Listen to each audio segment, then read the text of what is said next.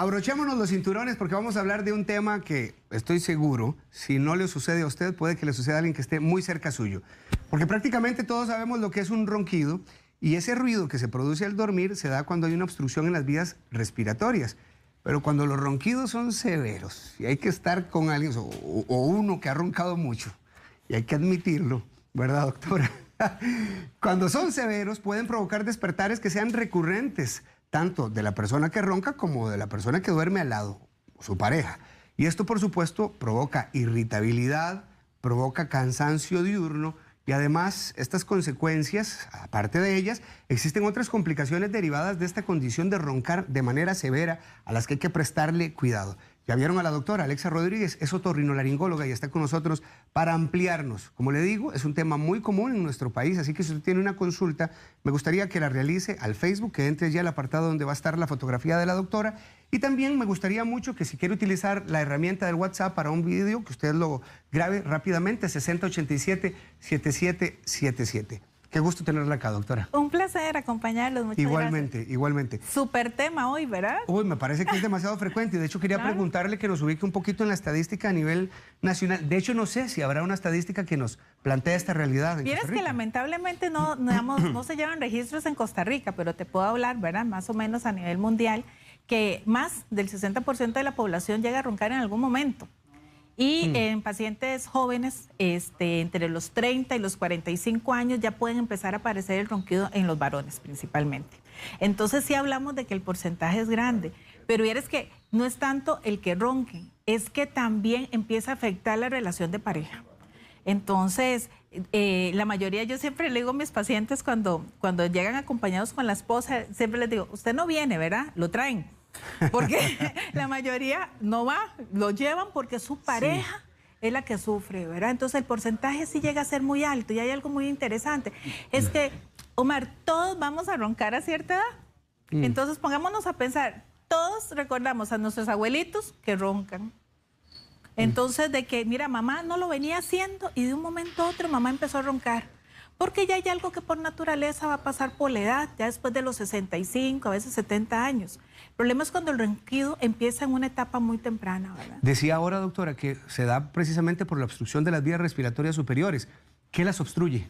Vieras que son muchos factores, pero te voy a hablar de los principales. Una desviación del tabique nasal, unos cornetes grandes, que los cornetes son parte de la estructura de la nariz que nos ayudan a respirar y a percibir mejor los olores. Las adenoides, en el caso de los niños, un crecimiento grande de las adenoides, también pueden producir esta obstrucción. La famosa rinitis, que aquí la mayoría de los costarricenses en algún momento han presentado un tipo de rinitis por el cambio, ¿verdad?, que tenemos, y la flora y los vientos y demás. Entonces, esas son como que las causas más frecuentes, pero las amígdalas grandes también pueden producir este ronquido, hasta una enfermedad por reflujo, que una vez estuvimos platicando de eso, hasta una enfermedad por reflujo, dependiendo de la posición en la que se acuesta el paciente, si irrita mucho la vía respiratoria, puede llegar a producir. ¿Es posible que alguien esté presentando todos estos factores en conjunto?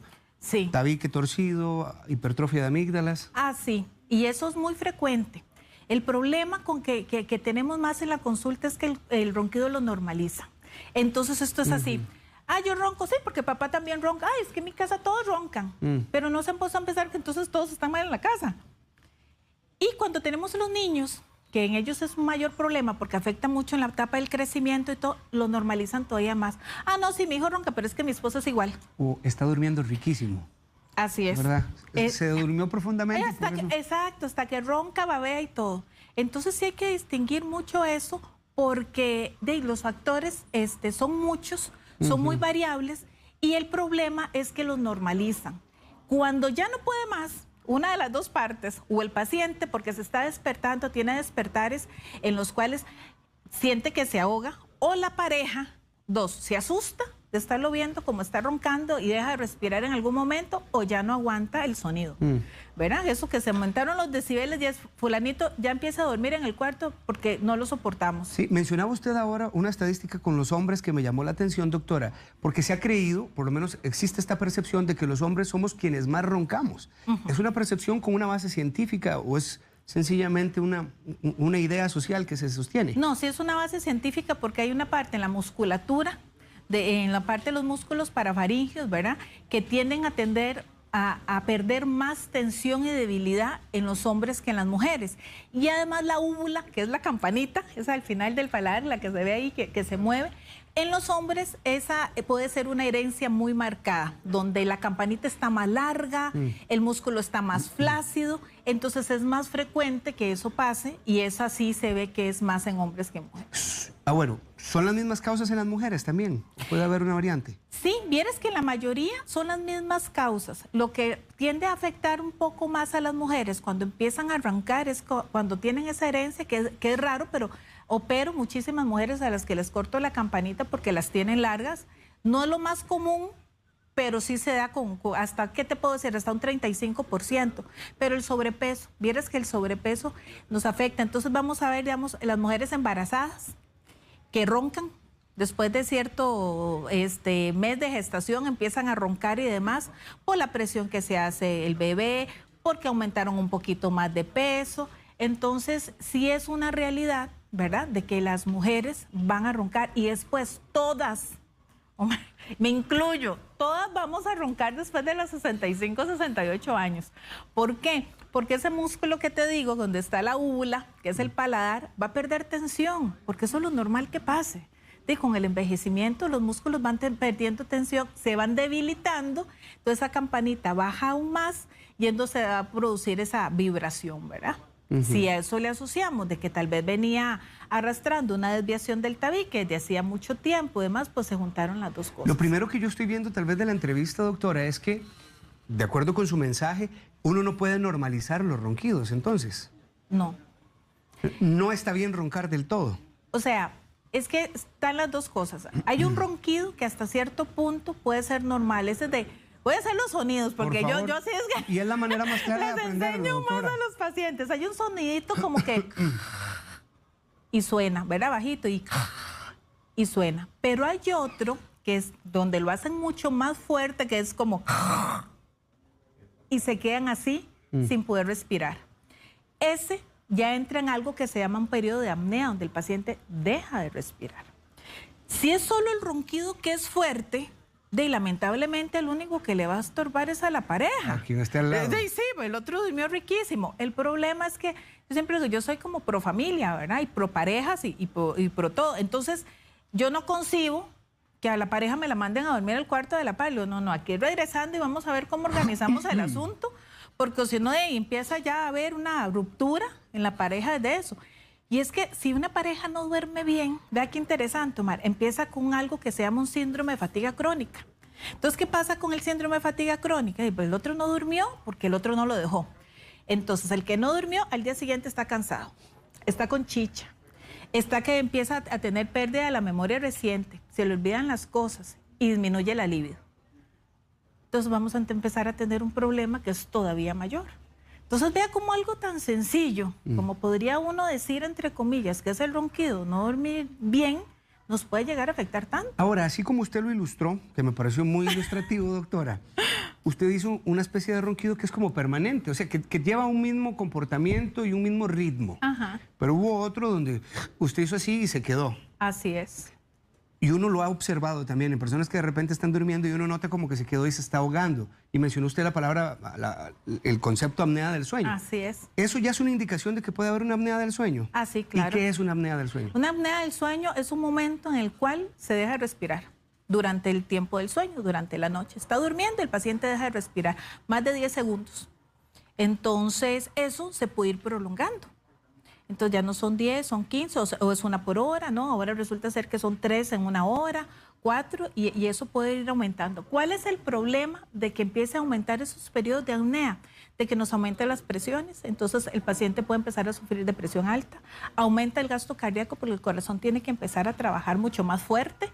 Entonces, imagínese que es como que usted trate de dormir, Omar, pero haciendo ejercicio todo el día, o sea, toda la noche. Entonces, ¿cómo va a descansar si usted está haciendo ejercicio?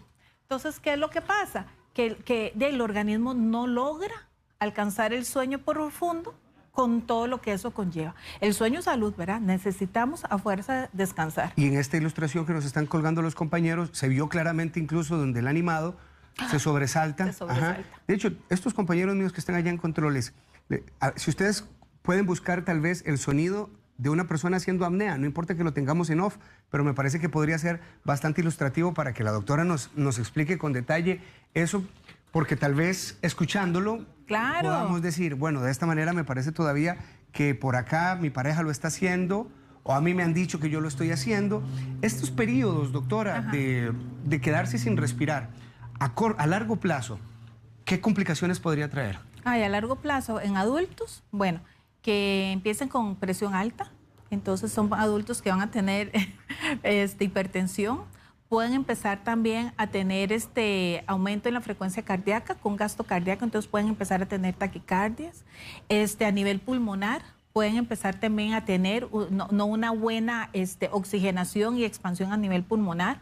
Entonces, eso ya a nivel cerebral sí se empieza a traducir, ¿verdad? En algo, como te decía, que es un cansancio, pero sobre todo ya eso empieza a afectar no solo a la salud interna, sino en la parte laboral. O sea, son pacientes que se nos pueden quedar dormidos manejando. Son pacientes que usted está bien, no sé, ustedes están en una reunión y es el típico que puede ser 10 de la mañana y es así. Y una fulanita así, mira ahí, sí. Porque hasta lo normalizan. Y todos hemos tenido uno, porque me incluyo. O sea, yo he tenido un compañero que es así y uno le dice, mira, porque uno lo ve. Dice, no, es que dormí mal, y empiezan a justificarlo también. Aquí me dicen los compañeros que ya tenemos este sonido. Vamos a ver si lo escuchamos.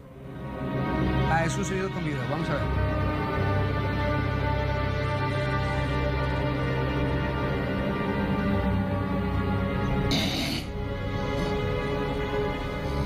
Las personas con apnea que no utilizan Yo he visto esta escena, porque además voy a decir, doctora, yo hacía esta escena muchas veces. Y un colega suyo, el doctor Carlos Saborío, que ya ahorita usted va a hablar de tratamientos, me dijo, Omar, usted tiene unas amígdalas de este tamaño y además el tabique torcido. Cosa también que quisiera que usted ahondara, porque a veces la gente puede estarse viendo en el espejo y dice, es que yo no tengo la nariz torcida, pero no tiene que ver con una apariencia, con una apariencia estética. Explíqueme eso. Sí, vea, la parte de la estética no tiene nada que ver con la funcional. Muy bien. Yo puedo ver una nariz preciosa en la calle, por dentro esa nariz sencillamente no funciona, ¿verdad? Y viceversa. Entonces, eso no tiene nada que ver, es importante revisarse. A veces me pasa el contrario, que se ven una jibita, es que la tengo torcida y por dentro está eso divino, ¿verdad? Entonces, es un conjunto de muchos factores. Yo siempre les digo, vea, el ronquido es un conjunto de muchos factores, es una patología multifactorial, porque lo puede dar no solo el bloqueo de la vía respiratoria, también el sobrepeso, también la anatomía, si tienes un cuello corto, si hay grasita alrededor del cuello. Entonces, son varias cosas que pueden dar el ronquido. Quiero que vayamos también colocando algunas de las preguntas que nos están haciendo los televidentes, porque este es un tema que yo sé tiene a muchos en casa pendientes. Dice Giovanna Obando, doctora, ronco demasiado, porque aparte también estoy respirando por la boca. Solamente respiro por la boca, pero me pasa que en muchas ocasiones amanezco con el galillo, dice ella, súper inflamado. Este galillo es la úvula que ustedes nos enseñaban antes, ¿verdad? Sí, sí. Con el galillo, para que todos entendamos, súper inflamado. Y me duele muchísimo al tragar. ¿Qué relación hay, y qué recomendación le puede dar usted a Giovanna, pero qué recomendación hay entre la persona que ronca y la respiración bucal? Lo que pasa es que ella probablemente, así sin verla, ¿verdad? Uno dice a ojo de buen cubero, probablemente ella tenga una desviación del tabique, tenga un problema nasal, el cual no permite que el aire entre adecuadamente, entonces utiliza la boca como un órgano accesorio. Entonces, ¿pero qué es lo que pasa? La boca no puede filtrar el aire que entra. Al no poder filtrar el aire que entra, porque esa es una función de la nariz, entonces se empieza a resecar. Cuando se reseca la boca, arde. Si se reseca mucho, aumenta el crecimiento bacteriano. Entonces, a veces son pacientes que tenemos con amigdalitis a repetición. A veces me llegan y me dicen, es que doctora, necesito que me opere las amígdalas porque me enfermo mucho y resulta ser que es el tabique, lo termino operando yo de la nariz y se le quitó el problema. Entonces, cuando hay una respiración bucal, ¿por qué hay que revisarse? Pero ¿de cuánto tiempo lleva a estar así? Lo normalizó hasta el punto de que ya no aguanta. Entonces, claro, al tener que estar respirando donde se reseca la garganta tanto, de estarlo haciendo por la boca, la saliva no puede lubricar, se inflaman todas las estructuras. Pero es normal a veces amanecer con la boca un poquito seca, doctora. ¿Cuál es la señal de que la respiración está siendo bucal? Duele. Es un dolorcito molesto en la garganta. A nivel de garganta. Ajá. Siempre. Okay. Y que se les quita conforme que en unas 3 horas toman algo y se les quitó. Dice Jonathan, doctora, yo tengo un problema de ronquidos, pero es algo ya sobrenatural. Así dice él. Es fuerte mi ronquido y me despierto muy cansado y además padezco apnea del sueño. Me dijeron que en mi fosa nasal izquierda no pasa el aire del todo y en la derecha tengo un 75% obstruido. Este paciente es un paciente que aplica para la cirugía, doctora. Aplica para cirugía. Hay que operarlo. Es importante saber, bueno, qué edad tiene, ¿verdad? ¿Cuánto pesa? Porque eso es otra, ¿verdad? Si bien es cierto, les ayudamos muchísimo. La situación del peso es algo que está muy importante. Es tanto así que yo he tratado de manejarlos de una forma integral, porque yo no puedo agarrar al paciente como dividirlo por partes, ¿verdad? Al ser ronquido, una patología multisistémica, entonces ahora también tenemos en la clínica cómo ayudarlos para bajar de peso. Están también el bioté, los peles de testosterona que nos ayudan mucho también a lo que es la parte regenerativa y demás para poderles ayudar, porque no es solo operándolos, o sea, yo vengo y lo puedo operar, pero si tiene más de 50, 40 kilos de sobrepeso, tiene que saber él que todavía debe haber una parte importante, pero claro que es candidato a cirugía. Un paciente que ya está haciendo apnea, ¿sí o sí debe someterse a la cirugía? No, un paciente que está haciendo apnea, sí o sí hay que revisarlo. Y hay que ver esos periodos de apnea de cuántos son. Entonces, para eso hay un estudio específico que se llama polisomnografía o el estudio del sueño, no sé si en alguna ocasión lo has escuchado, donde nos registra con precisión cuántas apneas está teniendo. O sea, realmente, y si son de origen central o periférico. ¿Por qué? Porque vieras que resulta ser que hay unas apneas que vienen del cerebro. Entonces, yo a ese paciente, aunque yo lo opere, vamos a tener un problema a nivel cerebro. ¿Por qué? Porque hay medicamentos que inducen al que el paciente pueda tener apnea del sueño. Los barbitúricos, diazepam, clonazepam, hay ciertos medicamentos que producen un estado de relajación y de un sueño tan profundo donde el músculo se relaja tanto que nos puede ocasionar eso. Entonces, cuando hay apnea del sueño, sí, porque sí, se tiene que revisar, hay que hacerle algo que se llama una endoscopía completa, se coloca una camarita, la baja uno por la naricita y revisa uno toda la parte de adentro, desde la nariz, toda la laringe y demás para ver cuál es la zona y si vale la pena operarlo. ¿Cuándo vale la pena operar a un paciente? Omar, cuando yo sé que la mejoría va a ser mínima de un 80%. Porque si no, hay que usar tratamientos alternativos que son no quirúrgicos, ¿verdad? Sí, doctora, Pablo Mora nos está enviando una fotografía. La vamos a colocar aquí en pantalla y voy a explicarle lo que dice Pablo. Dice, yo empecé a roncar muy fuerte y comencé a usar esto. Al inicio me funcionó, pero ya no me hace efecto. A veces ronco y por ratos hasta me despierto porque siento que dejo de respirar. Sí, típico síntoma de apnea, por lo que usted nos explicaba. ¿Qué es esto? Tienes que parece ser que es un dilatador nasal, ¿verdad? Son unos aparatitos que se introducen, hay de 2 tipos, que es lo que me parece, porque está como volteadito. Ese parece que es interno. Hay unos que son externos, que se lo colocan aquí afuera en la nariz y abren. Y los internos, igual, se lo colocan aquí y lo que abren es la válvula nasal. La válvula nasal está en la pura entrada de la nariz. Entonces funciona como cualquier válvula de agua, si usted quiere. Si está abierta, pasa el agua y si está cerrada, no pasa. En la nariz es exactamente igual. Cuando la válvula está ligeramente colapsada, entonces los expansores pueden ayudar a abrir momentáneamente. Pero es muy probable que su problema no sea ese. Ahora bien, yo le preguntaría a él, bueno, y en este tiempo que mejoró y ahora empeoró, aumentó de peso, cambió sus hábitos, ¿cómo ha estado?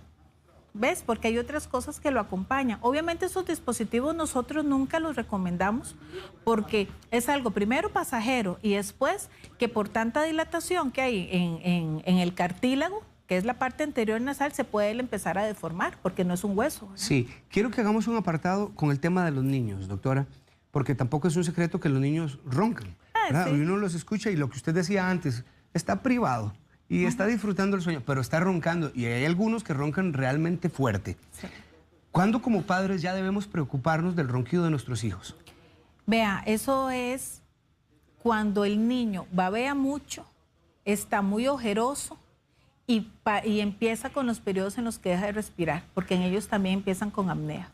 Entonces, de hecho, ya el papá empieza que prefiero dormir con el niño porque yo ya lo escucho y a veces se para, entonces yo lo muevo para que él siga. Pero un niño que babea constantemente, que respira con la boca abierta, eso que come, y eso que uno lo ve comiendo y con la boca abierta respira, es un niño que debe de ser visto, debe ser valorado, hay que hacer la endoscopía, hay que revisarlo bien, porque si lo dejamos seguir, es probable que nos caiga en una apnea del sueño.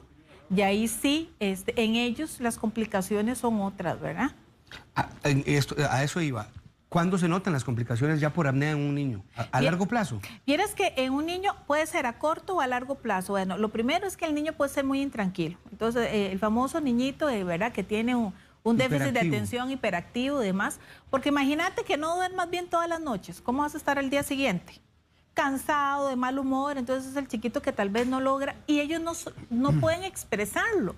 Ellos, Omar, no te pueden decir, mira, dormí pero no descansé. Entonces ellos lo hacen de otra forma. Puede ser un niño que se nos vaya a los dos extremos. O que sea como recién me pasó hace poco, que operé en el niñito, o que tenga mucho sobrepeso, o bien que cuando tienen las amígdalas demasiado grandes no me quieren comer nada. Porque sienten ahí que algo se les atora, entonces son niños o sumamente delgados o se me van hacia el otro lado. ¿Qué es importante? Que no solo son muy ojerosos, sino que se pasan cansados. Entonces el niño no quiere hacer deportes, no tiene como esas ganas. Y a pesar de que los niños son muy, ¿verdad? Muy intensos, muy activos y que uno espera, pero siempre me dicen, es que doctora, por más que queremos, no quiere hacerlo y demás. Y después vienen unas complicaciones que se empiezan a presentar un poco más adelante, que es de las que yo mucho les hablo a los padres, porque son las alteraciones craneofaciales. ¿Qué quiere decir? El niño que es un respirador bucal va a tener una mala dentición, no va a desarrollar bien el tercio inferior de la mandíbula, porque la boca la está utilizando como un órgano para respirar y el organismo se va adaptando, porque eso es también parte de la maravilla del ser humano, ¿verdad? Que se va adaptando. Pero entonces al final, les digo yo, es un niño que físicamente en su cara no se parece a ninguno de los dos papás. Mucho, o sea, siempre va a haber un parecido, por supuesto, sí, ¿verdad? Entiendo. Pero van a haber alteraciones que uno dice, es que en mi familia esto no había, ni esto tampoco, entonces sí les va a producir más problemas. Justamente Isabel Gómez es una mamá que está viendo la entrevista y dice que tiene un hijo de 11 años, tiene labio y paladar hendido, además sufre de ronquidos y se ahoga cuando duerme. Prácticamente siempre anda de mal humor el niño, porque no descansa bien, dice esta mamá, ya le hicieron las pruebas de apnea del sueño, perdonen, y dice Isabel que el doctor le dijo, le falta mucho el aire cuando duerme. ¿Qué es lo que sigue? Y esto nos lleva a plantear ya el tratamiento en el caso de los pequeñitos. Sí, pero él es una condición especial, porque al tener labio y paladar hendido, él ya tuvo que haber sido sometido a unas 4 o 5 cirugías. El paladar no es la misma y la nariz siempre va a tener una desviación, Omar, porque eso es parte del padecimiento con el que él nació. Entonces, hay mecanismos que se llaman CPAP, que es una especie de mascarilla, que en niños que están más chiquitos, como 11, 12 años, se pueden empezar a utilizar. Yo es lo que les recomiendo, ¿para qué? Para el que alcanzan una madurez como hasta los 18, 19 años y ver la posibilidad de poderlo operar en la parte nasal, porque él ya está reconstruido, Omar. Es que él, digamos, ya se le tuvo que haber puesto injertos para poder cerrar la parte de labio leporino. Entonces es un paciente que presenta otras situaciones totalmente diferentes a lo que es los demás niños, ¿verdad? Maureen Hagen dice que está conectadísima, tiene 41 años. Dice, doctora, yo ronco un montón. Amanezco con dolor de cabeza, garganta seca y no descanso bien. Mi pareja, a modo de chiste, dice que usa tapones. Pero todos roncamos. Es lo que dice ella. ¿Qué hacemos? ¿Hay medicación? Esta es otra pregunta frecuente. ¿O solo con operación logramos solucionar esto? Dice ella. Vieras que cuando hay rinitis, la hemos logrado sacar adelante. Lo que sí son cornetitos grandes y hay una rinitis alérgica, porque mucho de lo que yo hago en la parte alérgica en otorrino, lo podemos llegar a sacar con medicamento. Pero yo no le voy a mentir, o sea, por la edad que tiene, habría que ver. Muchas mujeres me corrigen muchísimo con algo muy sencillo, que era lo que yo te decía, que era el recorte de la campanita. Vieras que con ellas es un éxito, pero no todo es para todo el mundo, ¿verdad? Entonces habría que ver como la condición y cuál es la causa específica en ella y ver que le podamos ofrecer un tratamiento que para que sea bastante accesible y factible, digamos que si se puede que no sea cirugía tal vez tan grande y que se le pueda ofrecer otra cosa. Jessica Fonseca dice que se cambió de casa y justamente ese cambio de clima la hizo rinítica y comenzó ella a roncar y el ronquido es tan fuerte que hasta ella se escucha y se despierta. Es como un furgón en la habitación, dice ella, porque este es otro de los chistes más frecuentes que nos hacen a quienes roncamos, doctora. Parece que está bajando el aguacate o le dicen, bueno, es un camión que va en compresión. Exactamente. Sí. Pero ya cuando se vive con la condición, pobrecito la gente que duerme a la par de uno, que duerme en la casa o bajo el mismo techo, porque son ronquidos severos. En este caso de la rinitis de ella, ¿qué debe tomar en cuenta ella que se cambió de casa? Bueno, aquí es mucho más sencillo porque ya tenemos una causa, que parece que es evidente. Entonces, mira, si está en un ambiente que está muy húmedo, a mí me encantan los deshumidificadores. Entonces, no sé, por decirte algo, pasó de vivir en Santana y se pasó a vivir a Sarapiquí, ¿verdad? O allá a Siquirres, esas zonas. Entonces, cuando es muy húmedo, los deshumidificadores son de gran ayuda. Los deshumidificadores, lo único es que hay que saber cómo colocarlos. Yo siempre le digo a los pacientes que el deshumidificador se debe colocar en la habitación donde duermen, porque es donde pasan la mayoría del tiempo, por lo menos 5 horas, ¿verdad? Dice uno que puede dormir una persona. Entonces, se coloca 1 hora antes de dormir y a puerta cerrada. Y luego se mantiene conectado durante toda la noche. Entonces baja la carga de humedad y eso les ayuda muchísimo. Ahora bien, hay lugares en los que son más bien muy, muy secos, ¿verdad? O sea, hay gente que vive en la Ciudad de México, sufre rinitis también, y ahí es súper seco. Entonces ahí lo que nos ayuda mucho son los humidificadores. Entonces hay que ver la condición en cuanto a clima, qué es lo que nos puede servir. Puede ser que ella solo tenga más la rinitis cuando está en su casa y en la noche y todo, porque es donde pasa mayor tiempo. Entonces el deshumidificador sería una solución. En Costa Rica jamás usaron un humidificador. Aquí todo el país es sumamente húmedo. O sea, habrá una zona tal vez como Guanacaste que es un poquillo más seca, pero la cantidad de humedad que hay, pues como país tropical que somos, ¿verdad? Dice Karen Álvarez que el hijo desde bebé ronca y respira todo el día por la boca. Ya le hicieron placas y adenoides, están normales. ¿Cómo puede ella hacer para que respire mejor? Porque ya tiene 13 años, pero nos indica que desde bebé ha presentado ronquidos. Sí, vieras que hay bebés que sí, que empiezan con una pequeña congestión. De hecho, vi que hablaron en la parte de lactancia materna, lo que era las alergias a la caseína, además. La experiencia que yo tengo cuando le hago pruebas de alergia a mis pacientes es que, digamos, la caseína puede llegar a producir más moco y más congestión. Entonces, eso pasa, digamos, en los bebés antes de los 2 años. Ya de los 2 años en adelante ya podemos hablar de que pueden haber situaciones de ambientales, pólenes, pastos, arbustos y rinítico. Pero no se descarta que este niño, ¿verdad? Que este muchachito ya de 13 años ya haya nacido con una desviación. Es que eso también se puede heredar. Y pequeños no son valorables. Eso es algo que es muy importante. O sea, yo puedo ver una desviación del tabique chiquita y todo un niño de 8 años y yo siempre les digo, no es la edad que sea valorable porque todavía falta la etapa de crecimiento. Entonces puede ser que en su crecimiento el tabique solo tuvo esa pequeña desviación y el resto se sigue desarrollando normalmente. Entonces no va a pasar nada. Entonces es mejor ya a partir de los 13, 14 años revisar la nariz, hacerle la endoscopía completa y ver si hay otras causas como pueden ser cornetes o desviación del tabique, que aquí ya no son las adenoides. Esas ya se descartaron y difícilmente a los 13 años las van a tener, porque ellas más bien se hacen pequeñas después de los 5 años. Pero la nariz, probablemente por la edad, cuando la vieron en esa ocasión, no fue valorado el septo porque no era la edad adecuada. Y ahora sí, entonces yo creo que vale la pena. Tengo un televidente acá, doctora. Dice que tiene 36 años, sinusitis crónica en el lóbulo frontal derecho y luego del COVID le aumentaron los ronquidos, mucho más intensos, dice. De hecho, en varias ocasiones a la hora de comer he sentido que me atraganto. Sin embargo, el COVID no me dio fuerte. ¿Existe alguna relación en esto o es más ideático que otra cosa? Podrían ser las dos cosas, ¿verdad? Porque, digamos, si ya tuvo una sinusitis antes de, estaría bien poder hacer una tomografía, un TAC simple, de senos paranasales para ver si eso todavía sigue así o bien con el COVID, aunque le haya dado leve, ¿verdad? Pudo haber producido más moco, ¿verdad? Porque no sé bien cómo fueron los síntomas. Entonces, a veces dicen, no, solo el catarrito, pero ese moco resulta ser, Omar, que se acumuló. Entonces, donde se acumuló, hizo que esa sinusitis otra vez se volviera como a exacerbar, a hacerse más grande y a producir obstrucción. también está la parte en que los pacientes de ahí se sienten angustiados, ¿verdad? Hay un proceso de ansiedad, pero ese sería como lo último. Primero es siempre valorarlo, hacerle los estudios, estar seguro y si no ya hablar con... Cerremos el tema, doctora, porque yo le hice preguntas en dos vertientes, tanto en los niños como en los adultos. Y por lo que usted nos plantea, en ambos casos es de atención, es preocupante.